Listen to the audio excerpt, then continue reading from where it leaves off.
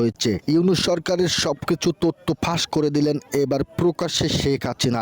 কি তথ্য ফাঁস করলেন তিনি? তাহলে কি বাংলাদেশের শেষ রক্ষা হবে? তো বন্ধুরা, আজকের এই ভিডিওটি শুনলে আপনারা সবাই বুঝতে পারবেন ভিডিওটি কতটুকু ইম্পর্টেন্ট হতে চলেছে। তাই আপনাদের কাছে একটাই অনুরোধ, আজকের শেখ হাসিনার এই কল রেকর্ডটি মনোযোগ সহকারে শুনুন। চলুন বিস্তারিতভাবে স্ক্রিনের মাধ্যমে দেখে আসি। ইউনূসের পররাষ্ট্র উপদেষ্টা বলে দিলেন যে কক্সবাজারের ওখানে যে বর্ডারটা, সেটা নাকি তাদের নিয়ন্ত্রণে নাই। এটা কোন ধরনের কথা? 2024-এর 5ই আগস্ট পর্যন্ত আমি যতদিন ক্ষমতায় ছিলাম ততদিন তো ওই বর্ডার আমার বাংলাদেশের নিয়ন্ত্রণে ছিল, সম্পূর্ণ নিয়ন্ত্রণে ছিল। আজকে কেন নিয়ন্ত্রণে নাই, সেই জবাব ইউনূসের কাছে চাইতে হবে। আজকে সে যে পদক্ষেপ নিচ্ছে, যা করছে ওখানে, তার ফলে কী হবে?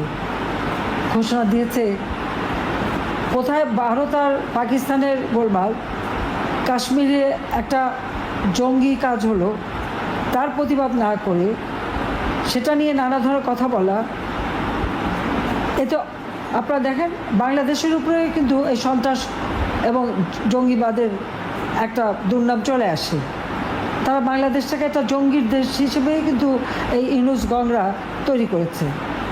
সেখানে কি হবে, সেই জন্য ইউনূস সাহেব বলে দিলেন কি যে আমাদের যুদ্ধের প্রস্তুতি নিতে হবে।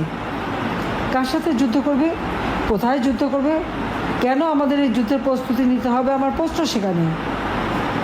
এবং সেই প্রস্তুতি কার বিরুদ্ধে? আমরা তো যুদ্ধ চাই না, আমরা তো শান্তি চাই। সকলের সাথে বন্ধুত্ব, কারোর সাথে বৈরিতা নয়। আজকে যদি এই যুদ্ধের তার আয়োজন করতে হয় আর সেই যুদ্ধের প্রস্তুতি নিতে হয়, তার কি দাঁড়াবে? কারোর সাথে যদি সংঘাত বাঁধানো হয়, তাহলে বাংলাদেশের অর্থনীতি ইতিমধ্যে